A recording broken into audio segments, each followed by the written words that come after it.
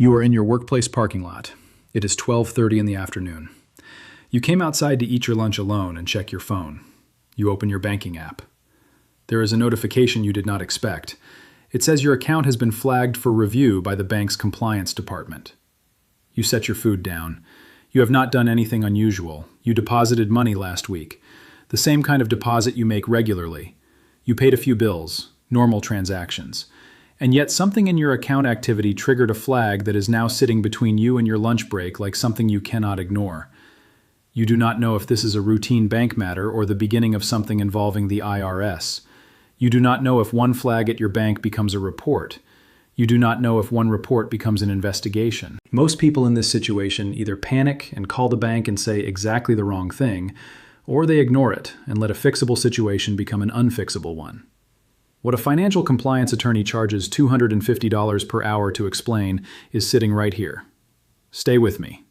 I am Jacob, and I reviewed the official documentation from the Financial Crimes Enforcement Network, the Bank Secrecy Act, IRS investigation triggers, and the specific bank behaviors that most commonly lead to federal financial investigations.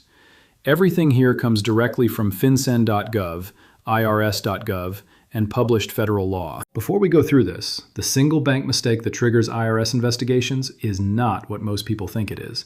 It is not depositing large amounts. It is not sending money abroad. It is something far more specific and far more common. Subscribe and turn on the notification bell so updates reach you before they reach your account. And join our WhatsApp community, link in the description, where we share confirmed financial and tax updates the moment they are verified. Here is what is confirmed under federal law. The Bank Secrecy Act requires banks to file two types of reports with FinCEN, a currency transaction report for cash transactions over $10,000, and a suspicious activity report when a transaction pattern appears unusual. The CTR is automatic and administrative. A single CTR does not trigger an IRS investigation. It is a data report. What triggers an IRS investigation is something different, something specific, and it is called structuring. Here is what is being shared in community groups that is not accurate. There are posts saying that depositing exactly $9,999 will protect you from any government reporting. That is the opposite of true. That specific amount is one of the most well-known structuring patterns in bank compliance systems. Seeing it once might be coincidence. Seeing it twice is a pattern. Seeing it 3 times is a federal case. Knowing the actual rule is what protects you. Now let me explain exactly what structuring is, why it triggers investigations, and what you must never do at a bank. Structuring is the one bank mistake that triggers IRS investigations more than any other single behavior.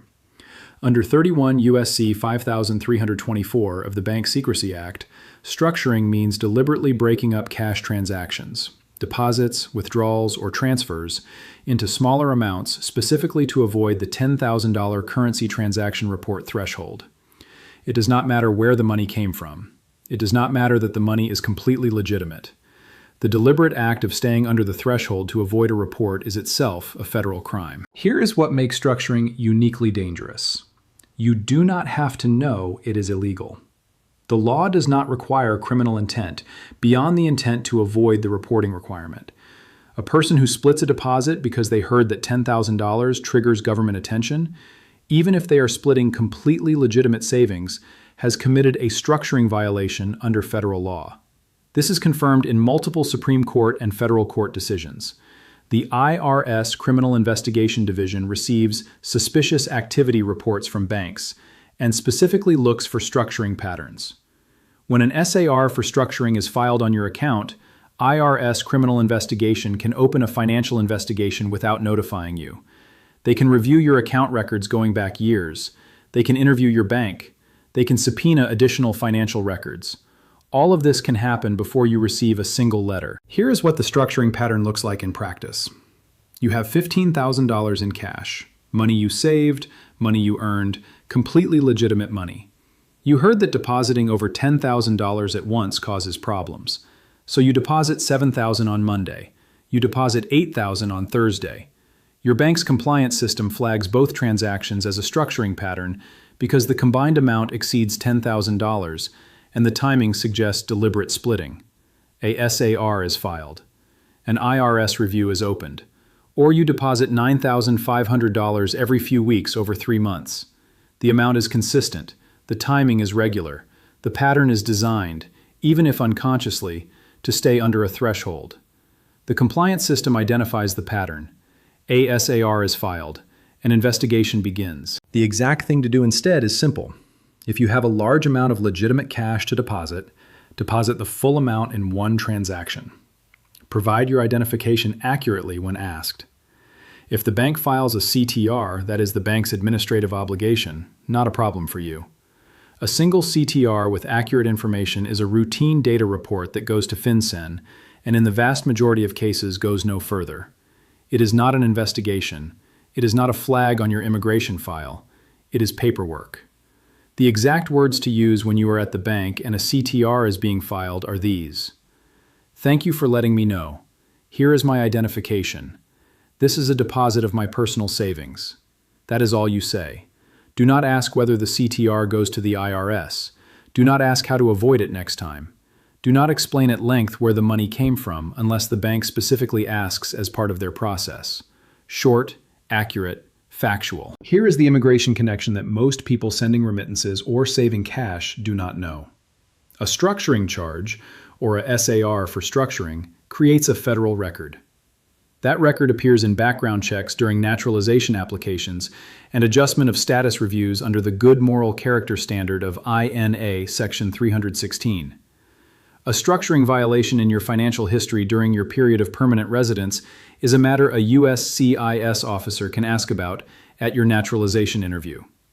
The violation itself, even without a criminal conviction, can complicate a naturalization case significantly. Here is your exact action plan. Step 1. Never split a cash deposit across multiple days or multiple banks to avoid the $10,000 threshold. Make one full deposit. Provide accurate identification. Let the process run. Step 2. If your bank flags your account for a compliance review, call and say exactly this. I am calling about the compliance review notification on my account. I want to understand what specific activity triggered the review and what documentation I can provide to resolve it. Short, factual, cooperative. Step 3. If you receive any communication from the IRS about your bank account activity, do not ignore it. Contact the IRS at 1-800-829-1040 within the response window on the notice. Step 4. If you believe a SAR was filed on your account and you have a pending immigration application, consult with an immigration attorney before your next USCIS interaction. Step 5.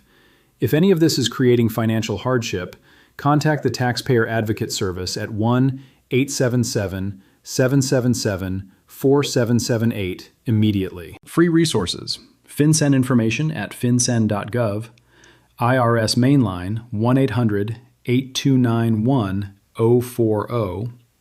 Taxpayer Advocate Service at taxpayeradvocate.irs.gov. Immigration Legal Aid at immigrationadvocates.org. Report scam calls at reportfraud.ftc.gov.